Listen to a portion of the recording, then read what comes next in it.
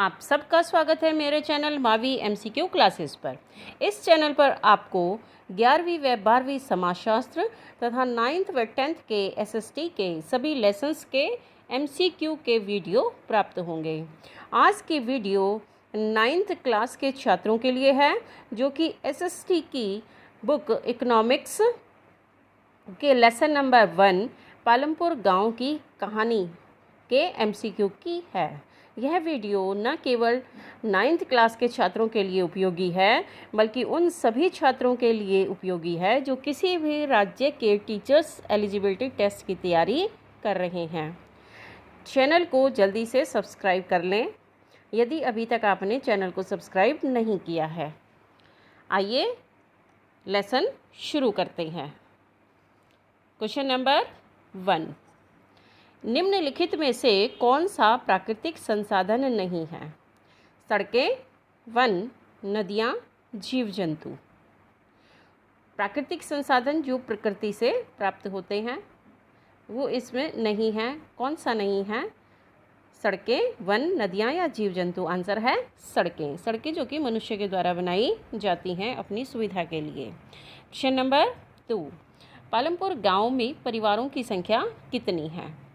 पालमपुर जो कि एक काल्पनिक गांव है, उसमें परिवारों की संख्या कितनी है? 80, 120, 150 या 450? उत्तर है 450। क्वेश्चन नंबर 3, वस्तुओं के उत्पादन के लिए किस चीज़ की आवश्यकता है? भूमि की, पूंजी की, श्रम की या उपरोक्त सभी की? मनुष्य को अपनी अनेक आवश्यकताओं को पूरा करने के लिए विभिन्न प्रकार की वस्तुओं का उत्पादन करना पड़ता है, और उत्पादन के लिए जो ज़रूरी वस्तुएं हैं या किस चीज़ की आवश्यकता होती है? तो भूमि, पूंजी, श्रम, उपरोक्त सभी। आंसर है उपरोक्त सभी। मनुष्य को भूमि भी चाहिए, पूंजी भी चाहिए, उसके ऊपर काम भी करेगा और तभी वो अपनी आवश्यकताओं को पूरा कर पाएगा। उपरोक्त सभी। क्वेश्चन नंबर 4, कच्चा माल और नगद पैसे किस प्रकार की मुद्रा है? स्थायी पूंजी, कार्यशील पूंजी, मानव पूंजी या उपरोक्त सभी? ये इसका आंसर है कार्यशील पूंजी, जो कार्य को शुरू करने के लिए आवश्यक होती है। कार्यशील पूंजी, कच्चा माल, जैसे किसान के लिए कच्चा माल बीज है, खाद है, वो कच्चा माल है, और नगद पैसे ये जो हैं कार्यशील पूंजी के अंतर्गत आते हैं। स्थायी पूंजी जैसे भवन हैं, मशीनें हैं, जिनको एक बार एक बार खरीदने या बनाने के बाद अनेक वर्षों तक उसका प्रयोग किया जाता है। नेक्स्ट है हरित क्रांति, जो हमारे देश में 1960 के दशक में प्रारंभ हुई, का संबंध किस क्षेत्र से है? पशुपालन, कृषि, उद्योग या मछली पालन? आंसर है कृषि। कृषि के क्षेत्र में फसलों के उत्पादन को कई गुना बढ़ाने के लिए हरित क्रांति प्रारंभ की गई थी, जो कि सफल भी रही है। क्वेश्चन नंबर 6, पालमपुर गांव में कौन सी सेवा नहीं है? सरकारी विद्यालय, सरकारी औषधालय, रेल लाइन की सुविधा या पक्की सड़क की सुविधा? पालमपुर गांव में सरकारी विद्यालय भी है, औषधालय भी है। औषधालय मतलब हॉस्पिटल। पक्की सड़क की सुविधा भी है, सिर्फ रेल लाइन की सुविधा नहीं है। आंसर आ जाएगा रेल लाइन की सुविधा। क्वेश्चन नंबर 7, पालमपुर गांव के लोगों का मुख्य व्यवसाय क्या है? खनन, कृषि, व्यापार या पर्यटन? का उत्तर है कृषि। पालमपुर गांव के अधिकतर लोग कृषि कार्य करते हैं। 75% लोग कृषि कार्यों में लगे हुए हैं। क्वेश्चन नंबर 8, निम्नलिखित में से सिंचाई का कौन सा प्राकृतिक स्रोत है? जो किसान अपने खेतों में अपनी फसलों को पानी लगाते हैं या अपने आप लगता है, तो उसका प्राकृतिक स्रोत कौन सा है? नलकूप, तालाब, नहरें या वर्षा? आंसर है प्राकृतिक स्रोत है वर्षा, ताकि नलकूप, तालाब और नहरें ये मनुष्य के द्वारा बनाई गई हैं। क्वेश्चन नंबर 9, उत्पादन की पहली आवश्यकता क्या है? भूमि, श्रम, पूंजी या मानव श्रम? तो आसान आंसर है, उत्पादन की पहली आवश्यकता है भूमि। चाहे व्यक्ति को कृषि करनी हो तो भी भूमि चाहिए, या उद्योग अपना कोई स्थापित करना हो उसके लिए भी भूमि की आवश्यकता पड़ती है। सबसे पहली आवश्यकता है उत्पादन के लिए भूमि की। क्वेश्चन नंबर 10, एक ही ज़मीन के टुकड़े से उत्पादन बढ़ाने का कौन सा तरीका है? फसलों के उत्पादन को बढ़ाने का, और जबकि भूमि भी सीमित है, तो वो कौन सा तरीका है? पहला है बहुविध फसल प्रणाली, दूसरा आधुनिक कृषि विधियों का प्रयोग, तीसरा उपरोक्त दोनों, या चौथा उपरोक्त में से कोई नहीं। आंसर है उपरोक्त दोनों। दोनों ही तरीकों से कृषि के क्षेत्र में उत्पादन को बढ़ाया जा सकता है। बहुविध फसल प्रणाली होती है एक वर्ष में किसी भूमि पर एक से ज़्यादा फसल पैदा करना, एक से ज़्यादा फसलों को उगाना, 3 या 4 फसलों को उगाना। आधुनिक कृषि विधियों का प्रयोग करके, आधुनिक कृषि विधियाँ कौन सी हैं? अधिक उपज देने वाले बीजों का प्रयोग करके, फिर उसमें रासायनिक खाद का उपयोग करके, कीटनाशकों का उपयोग करके और आधुनिक कृषि यंत्रों का प्रयोग करके उत्पादन को कई गुना बढ़ाया जा सकता है। तो ये दोनों ही विधियां ऐसी हैं जिनके द्वारा भूमि से उत्पादन को बढ़ाया जा सकता है। क्वेश्चन नंबर 11, ज्ञान और उद्यम किस प्रकार की पूंजी है? भौतिक पूंजी, स्थायी पूंजी, कार्यशील पूंजी या मानव पूंजी? इसका उत्तर है मानव पूंजी।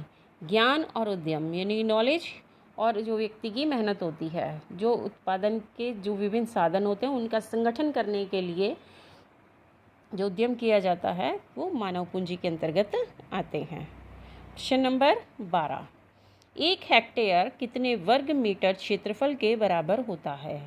एक हेक्टेयर, हेक्टेयर भूमि को मापने की मानक इकाई है, तो ये है कितने वर्ग मीटर क्षेत्रफल के बराबर होता है? 100 वर्ग मीटर क्षेत्रफल, या 1000 वर्ग मीटर क्षेत्रफल, या 10,000 वर्ग मीटर क्षेत्रफल, या उपरोक्त में से कोई नहीं। सही उत्तर है 1 हेक्टेयर बराबर होता है 10,000 वर्ग मीटर क्षेत्रफल। 100 मीटर गुणा 100 मीटर के टुकड़ा जो है वो 1 हेक्टेयर होता है, जो कि बन जाता है 10,000 वर्ग मीटर। क्वेश्चन नंबर 13, भारत में सबसे पहले खेती के आधुनिक तरीके अपनाने वाले राज्य कौन से थे? खेती के आधुनिक तरीके, अभी ऊपर वाले प्रश्न में भी मैं आपको इसके बारे में बता चुकी हूँ कि आधुनिक तरीके कौन से हैं। अधिक उपज देने वाले बीजों का प्रयोग, रासायनिक खादों का उपयोग, कीटनाशक दवाइयों का उपयोग, अधिक सिंचाई नलकूप इत्यादि की सहायता से, और आधुनिक कृषि यंत्रों का उपयोग। ये आधुनिक तरीके हैं। इनको अपनाने वाले प्रथम राज्य कौन से थे? बिहार, राजस्थान, मध्य प्रदेश व उड़ीसा, गुजरात, महाराष्ट्र, या पंजाब, हरियाणा और पश्चिमी उत्तर प्रदेश? इसका आंसर है पंजाब, हरियाणा और पश्चिमी उत्तर प्रदेश।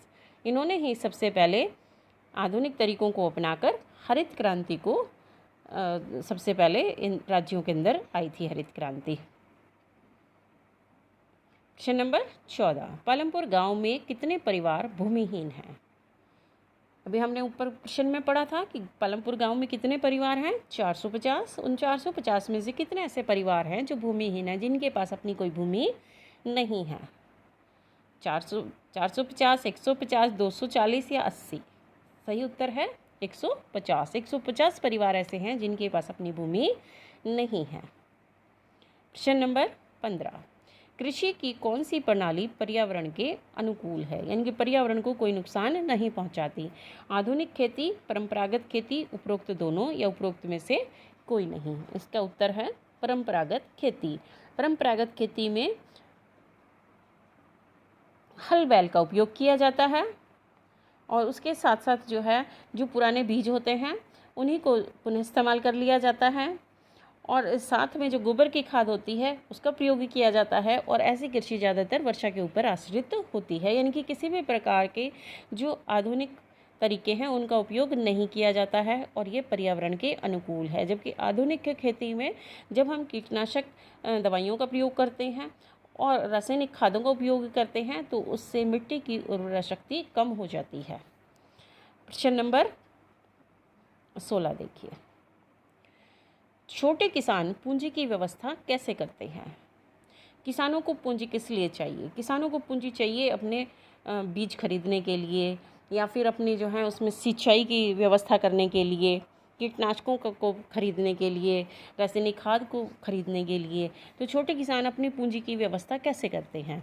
बड़े किसानों या साहूकार से उधार लेते हैं, या बैंक से उधार लेते हैं, या उनकी खेती से ही इतनी बचत हो जाती है कि उनसे पूंजी की व्यवस्था उनकी हो जाती है, या उपरोक्त में से कोई नहीं। इसका उत्तर है बड़े किसानों या साहूकार से उधार लेते हैं। छोटे किसानों के पास इतनी उपज ही नहीं हो पाती कि वो जो है उस उपज को बेचकर अपने आगे आने वाले वर्षों के लिए उसे बैंक में सहेज कर पैसे को रख सकें और अपनी पूंजी की व्यवस्था कर सकें। इसके लिए उन्हें बड़े किसानों और साहूकारों से ऋण लेना पड़ता है। क्वेश्चन नंबर 17, पालमपुर गांव में गैर कृषि क्रियाओं में क्या शामिल है?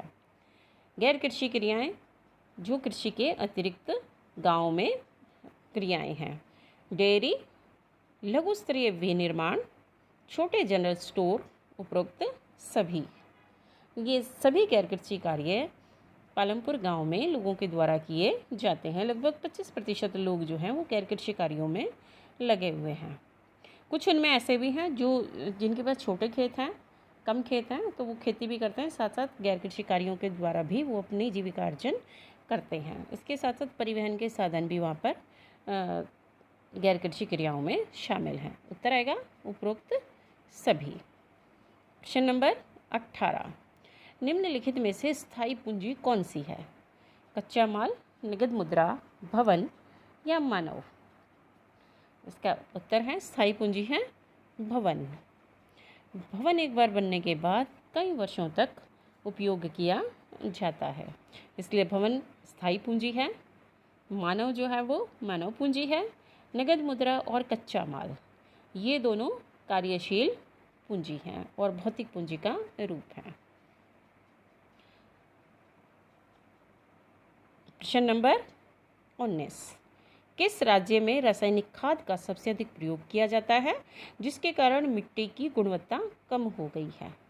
उत्तर प्रदेश, पंजाब, राजस्थान या बिहार? इसका उत्तर है पंजाब।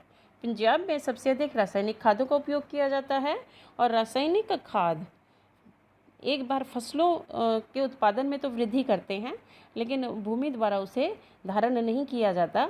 वो ज़मीन के नीचे जो है जो स्रोत होते हैं जल के, उनमें चला जाता है, या आसपास जो तालाब इत्यादि होते हैं उनमें वो रासायनिक खाद जो है वो चला जाता है, और इससे मिट्टी की जो गुणवत्ता होती है और जो उसकी उर्वरा शक्ति है वो कम हो जाती है। तो उत्तर है इसका पंजाब। क्वेश्चन नंबर 20, HYV की फुल फॉर्म क्या है? HYV जो अधिक फसल देने वाले बीज हैं उनकी फुल फॉर्म क्या है? High yielding value, high yielding variety, high yellow variety, या उपरोक्त में से कोई नहीं? उत्तर है हाई यील्डिंग वैरायटी, अधिक उपज देने वाले बीज। तो ये थे बच्चों इस लेसन के बहुत इम्पॉर्टेंट 20 MCQ। और इसके बाद मैं सेकंड चैप्टर की इकोनॉमिक्स के सेकंड चैप्टर की जो है MCQ की वीडियो भी जल्द ही इस पर अपलोड करूँगी। आपको ये वीडियो कैसी लगी कमेंट करके बताएं। चैनल को लाइक करें, शेयर करें, सब्सक्राइब करें और बेल आइकन दबाना बिल्कुल ना भूलें, क्योंकि इसी से सबसे पहले वीडियोस आप तक पहुँचेंगी। धन्यवाद।